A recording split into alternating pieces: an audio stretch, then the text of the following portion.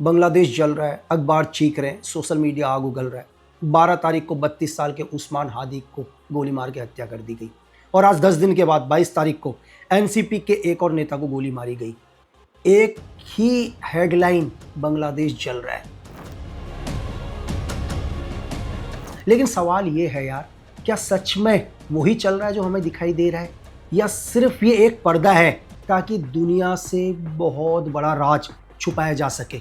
और मैं ये नहीं कह रहा हूं, इतिहास गवाह है, जब भी किसी देश के अंदर बहुत बड़ा होने वाला होता है ना यार, तो उससे पहले बहुत सारी अफवाहें फैला जाती है, जैसे हत्या, डर, खून, धमाके। कहीं ऐसा तो नहीं है कि बांग्लादेश के अंदर बहुत बड़ा होने वाला है लेकिन आम जनता से वो सब कुछ छुपाया जा रहा है। तो क्या होने वाला है बांग्लादेश में? ऐसा क्या है कि कुछ दिन से दोबारा पूरा का पूरा बांग्लादेश आग में जल रहा है? इस पूरे को जानेंगे आज के वीडियो में। दुनिया की सबसे खतरनाक चीज आग नहीं होती, बल्कि वो सच होता है जिससे आपका ध्यान जानबूझकर हटाया जाता है। हम थोड़ा सा पीछे आएंगे यार। आप सभी को पता है कि 16 दिसंबर 1971 में बांग्लादेश आजाद हुआ, मतलब 26 तारीख को, क्योंकि बांग्लादेश का युद्ध तो हम 16 दिसंबर को जीत चुके थे, इसलिए हमारे को क्या था, 16 दिसंबर को विजय दिवस मनाया जाता है, ये आप सबको पता है। और बांग्लादेश के जो पहले राष्ट्रपति बने वो बने शेख मुजीबुर रहमान, और राष्ट्रपति जो बने वो बने जियाउर रहमान। ये मैं क्यों बांग्लादेश के राष्ट्रपति का नाम अभी बोल रहा हूं, जियाउर रहमान, आपको थोड़ा सा आगे पता चलेगा। आप सबको पता है कि 1971 के युद्ध में 30 लाख से ज्यादा बांग्लादेशी मारे गए थे। 3 लाख महिलाओं के साथ रेप्स हुए, और यहां तक कि जो भारतीय सेना ने बांग्लादेश को आजाद करवाया, हमने भी लगभग 4000 भारतीय सैनिक खोए यार, 10,000 से ज्यादा घायल हुए। लेकिन आज वही बांग्लादेश हिंदुस्तान के खिलाफ है, एंटी इंडिया बातें कर रहा है, हिंदुओं को जलाया जा रहा है। इसके पीछे की असली वजह थोड़ा सा समझने की कोशिश करते हैं। सितंबर 2008 के अंदर तारिक रहमान बांग्लादेश छोड़कर चले गए थे यार। अबे तारिक रहमान कौन थे? ये तारिक रहमान थे बांग्लादेश के राष्ट्रपति, उनके बेटे। और वो बांग्लादेश छोड़कर इसलिए गए क्योंकि सेना के उनके ऊपर दबाव आया, और लोग कहते हैं कि आईएसआई के साथ इनके संबंध थे। और आज ये बीएनपी का मुख्य चेहरा है यार। और बीएनपी कौन, ये आगे आपको वीडियो में समझ में आएगा। 22 तारीख को मैंने आपको बताया कि एनसीपी के एक और लड़के के ऊपर या एक नेता के ऊपर गोली चलाई गई, और ये खुलाना शहर में हुआ, और इसको खुलाना मेडिकल कॉलेज में भेजा गया, और वहाँ से इसको क्या कर दिया, रेफर कर दिया सिटी डायग्नोसिस सेंटर के अंदर, जहाँ पर इसका इलाज चल रहा है। और अभी भी इसको क्या बताया जा रहा है कि खतरे से बाहर है। यार बांग्लादेश के अंदर अगर मैं मेन पार्टी आपको बताऊँ, आपने आवामी लीग का नाम सुना होगा, शेख हसीना। दूसरा अगर मैं आपको बताऊं, बांग्लादेश की सबसे बड़ी party BNP, Bangladesh nationalist party. अगर मैं तीसरी पार्टी का आपको नाम बताऊं तो आप सबको पता है जमात। अगर मैं आपको चौथा बताऊं तो जातीय पार्टी। ये बांग्लादेश की बड़ी पार्टी है। लेकिन बांग्लादेश की सबसे बड़ी लोकतंत्र पार्टी कौन सी है? आवामी लीग और बीएनपी। तो आज जो पूरा बांग्लादेश जल रहा है, उसके पीछे जो एक बड़ा नाम आ रहा है, तारिक रहमान, जो मैंने आपको बताया कि बांग्लादेश के राष्ट्रपति के बेटे। ऐसा नहीं है कि रहमान तारिक पूरे बांग्लादेश में आग लगा रहे हैं या वो चाहते हैं कि पूरा बांग्लादेश जले। आज पूरे बांग्लादेश के अंदर जो हत्याएं हो रही हैं, जो लूटपाट हो रही है, जो महिलाओं के साथ रेप हो रहा है, हिंदुओं को जिंदा जलाया जा रहा है, उसके पीछे मेन आईएसआई, MI6, CIA और डीप स्टेट्स। सबसे बड़ी वजह, फरवरी 2026 में बांग्लादेश के अंदर इलेक्शन होने वाले हैं।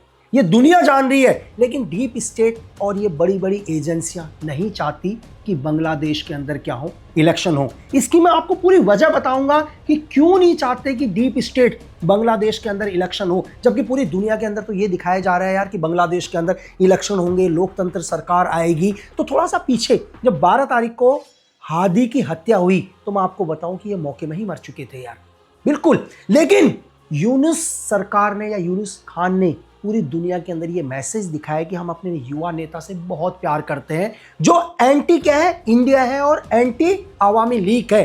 तो ये बॉडी को स्विट्जरलैंड लेकर गए, जबकि वो मौके में ही मर चुका था। और उन्होंने पूरी दुनिया के अंदर क्या मैसेज दिया कि हिंदुस्तान की RNW या आवामी लीग ने हमारे नेता को मार दिया, जिससे क्या हुआ, पूरे बांग्लादेश के अंदर एक विद्रोह हुआ जो आपने देखा, लोगों को जिंदा जला दिया, जगह जगह पर तोड़फोड़ हुई, पूरा बांग्लादेश के अंदर इस तरह का माहौल हो गया कि बांग्लादेश के अंदर चुनाव बहुत मुश्किल है। और इसी को बरकरार रखने के लिए 10 दिन के बाद इन्होंने एक एनसीपी के नेता के ऊपर गोली चला दी, वो भी गंभीर रूप से घायल है। और इन्होंने फिर क्या मैसेज दिया कि हिंदुस्तान की आरएनडब्ल्यू या आवामी लीग क्या कर रहा है, हमारे नेताओं की हत्या कर रहा है। एक पल के लिए सोचकर देखो कि पूरी दुनिया को पता है, आवामी लीग को भी पता है कि फरवरी में इलेक्शन होने के चांस हैं, तो कोई अपने विरोधी को नहीं मारता यार, क्योंकि पूरी की पूरी जनता क्या करेगी, नफरत करना स्टार्ट कर देगी। तो ये आईएसआई का पहला गेम था कि अपने ही एक नेता को मार दो, जिससे क्या है, पूरी बांग्लादेश की आवाम किससे नफरत करने लग जाए, आवामी लीग से और हिंदुस्तान से। ये जितना हिंदुस्तान से नफरत करेंगे, आईएसआई क्या आएगी, इनके नजदीक आएगी, लोग पाकिस्तान के ऊपर भरोसा करेंगे। और ये चाहते हैं कि किसी भी कीमत पर पूरा का पूरा कंट्रोल किसके पास हो, यूनुस के पास हो, क्योंकि यूनुस क्या है, एक प्रॉक्सी है डीप स्टेट का या वेस्टर्न के उन देशों का जो नहीं चाहते कि एशिया के अंदर शांति हो। आज पूरा मिडिल ईस्ट को आप देख सकते हैं कि यूक्रेन और रशिया का वॉर, आप देख सकते हैं सीरिया खत्म हो गया, आप देख सकते हैं गाजा खत्म हो गया, आप देख सकते हैं एशिया के अंदर कैसे बांग्लादेश खत्म हुआ, कैसे श्रीलंका खत्म हुआ, कैसे नेपाल की गवर्नमेंट गिरी, ताकि पूरे एशिया के अंदर क्या हो सके, एक युद्ध का माहौल हो सके। और आज हिंदुस्तान एक सुपर पावर की ओर बढ़ रहा है, तो कैसे हिंदुस्तान के चारों तरफ जो भी देश है उनको डिस्टर्ब किया जाए। ऐसा नहीं है कि मैं आज बोल रहा हूं, आप मेरा वीडियो देखो, नीचे वो जमात आ गई, बांग्लादेश के अंदर जमाती लोग चाहते थे, तो पूरी कोशिश है कि वो लोग फरवरी में इलेक्शन करें।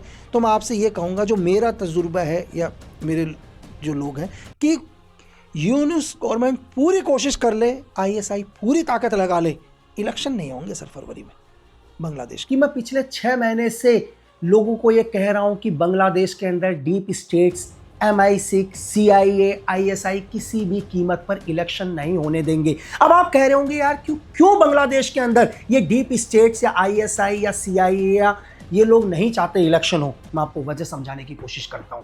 सबसे पहले क्या है, मैंने आपको बताया कि बांग्लादेश के अंदर 4 बड़ी पार्टी, उन 4 पार्टियों में सबसे 2 बड़ी पार्टी कौन सी, आवामी लीग और BNP। ये 2 लोकतांत्रिक पार्टी हैं। मतलब बांग्लादेश की 35% जनता किसको पसंद करती है, आवामी लीग को करती है, और 30% और 35% BNP को ही पसंद करती है। लेकिन क्या हुआ, ISI ने क्या किया या डीप स्टेट ने क्या कर दिया, शेख हसीना की पार्टी के ऊपर तो प्रतिबंध लगा दिया। अब शेख हसीना चुनाव नहीं लड़ सकती। अब बांग्लादेश की सबसे बड़ी पार्टी क्या होगी, BNP पार्टी हो गई। लेकिन बांग्लादेश की जो आवाम है वो लोकतंत्र चाहती है यार, वो नहीं चाहती कि वहां पर तानाशाह हो, तो BNP सरकार में आ जाएगी। अगर फरवरी में इलेक्शन होते हैं तो BNP सरकार में आएगी, क्योंकि BNP भी लोकतंत्र पर भरोसा करती है। यहीं पर डीप स्टेट का प्रोपोगंडा, वो नहीं चाहते कि BNP इलेक्शन जीते।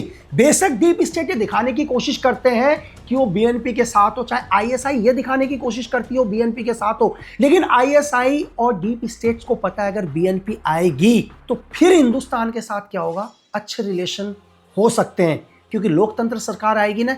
तो मैंने क्यों नाम लिया था बांग्लादेश राष्ट्रपति का नाम, क्योंकि उनका बेटा तारिक रहमान, और ये BNP का सबसे बड़ा चेहरा है यार। अगर कल ये प्रधानमंत्री बनते हैं बांग्लादेश के, इनकी मजबूरी होगी हिंदुस्तान से अच्छे रिलेशन बनाना, क्योंकि बांग्लादेश की जनता लोकतंत्र चाहती है।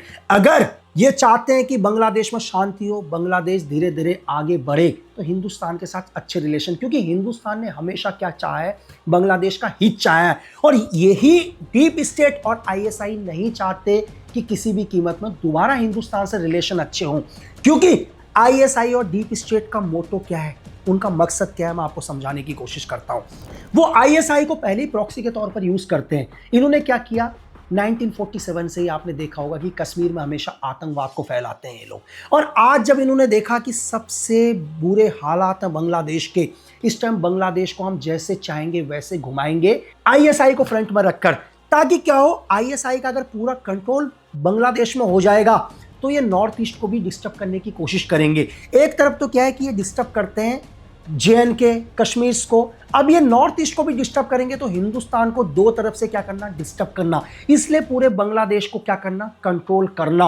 और अगर फिर बांग्लादेश में लोकतंत्र आ जाएगा तो इनकी पूरी मेहनत खराब हो जाएगी। तो इन्होंने क्या किया, ठीक इलेक्शन से पहले अपने ही 2 नेताओं के ऊपर गोली चलाई, अपने एक बड़े नेता को मार दिया, ताकि ऐसा डिस्टर्बेंस माहौल क्रिएट किया जा सके जिससे बांग्लादेश में चुनाव ही ना हो। अगर बांग्लादेश में चुनाव नहीं होंगे तो पूरा कंट्रोल किसके पास होगा, यूनिस गवर्नमेंट के पास होगा, यानी यूनिस के पास होगा। और मैंने आपको पहले ही बोला कि यूनिस क्या है, एक डीप स्टेट या CIA या MI6 उनका एक मोहरा है। वो यूनिस को जिस तरह से चाहे उस तरह से यूज करेंगे। और ऐसा नहीं है कि इसमें यूनिस खानी है, आपको मैं बड़े बड़े लीडर्स के नाम बताता हूं जो डीप स्टेट के क्या है, एक मोहरे हैं जो पूरे के पूरे डीप स्टेट या MI6 या CIA के इशारों में काम करते हैं। इसमें एक नाम है हंसत अब्दुल्ला। ये NCP से एक बड़ा नेता है जो NCP के साथ जुड़ा हुआ है। अब NCP अगर मैं बोलूं तो NCP पहले से कोई बड़ी पार्टी नहीं थी, ये डीप स्टेट ने एक पार्टी बनाई। जब शेख हसीना क्या हुआ, कोलैप्स हुई शेख हसीना गवर्नमेंट की, तो डीप स्टेट को पता था कि अपनी एक खुद की पार्टी बांग्लादेश के अंदर बनानी है जो बांग्लादेश के अंदर धीरे धीरे उभर कर आए। ये NCP उन्हीं में से एक है जिसको क्या है, CIA और डीप स्टेट ने बांग्लादेश में बनाया है ताकि ये पूरा का पूरा क्या कर सके, डीप स्टेट के इशारे में चल सके। अगर मैं आपको दूसरा नाम बोलूं तो शफीकुर रहमान, ये भी एक एंटी इंडिया है, ठीक है। जितनी भी गतिविधियां होती हैं हिंदुस्तान के खिलाफ, इस नेता का इसमें एक बहुत बड़ा हाथ है। और मैं आपको तीसरा नाम बताऊं, नयाबे अमीर, ये भी क्या है, जमात इस्लाम से जुड़ा हुआ है ये नेता, और ये भी पूरा का पूरा क्या करता है, एंटी इंडिया एक्टिविटीज करता है, हिंदुस्तान के खिलाफ लोगों को भड़काना, कैसे भी करके बांग्लादेश में लोग हिंदुस्तान से नफरत करें उस तरह का माहौल पैदा करना। चौथा नेता महफूज आलम, ये भी क्या है, ये पूर्व सलाहकार रह चुका है अग्रिम सरकार के अंदर, और क्या है, एंटी इंडिया। इसके बाद बहुत सारे ऐसे नाम, हिजबुत ताहिर, ठीक है, अब्दुल्ला तोहेर, ठीक, आसिफ मोहम्मद, ये सारे के सारे लोग क्या है, हिंदुस्तान के खिलाफ, और सारे के सारे CIA MI6 के क्या है, मोहरे हैं। आप इन्हें प्रॉक्सी भी बोल सकते हैं। और आप सबको पता है MI6 CIA डीप स्टेट का सबसे बड़ा मोहरा कौन है, यूनिस। ये वो नाम है जो इस टाइम पूरे बांग्लादेश की आवाम को आग में झोंक रहा है। क्यों? ताकि इसका बैंक बैलेंस भर सके, इसके अकाउंट भर सके। इसे कोई फर्क नहीं पड़ता कि पूरा बांग्लादेश बर्बाद हो जाए या पूरे बांग्लादेश को पाकिस्तान कंट्रोल करे, इससे यूनुस खान को कोई फर्क नहीं पड़ता।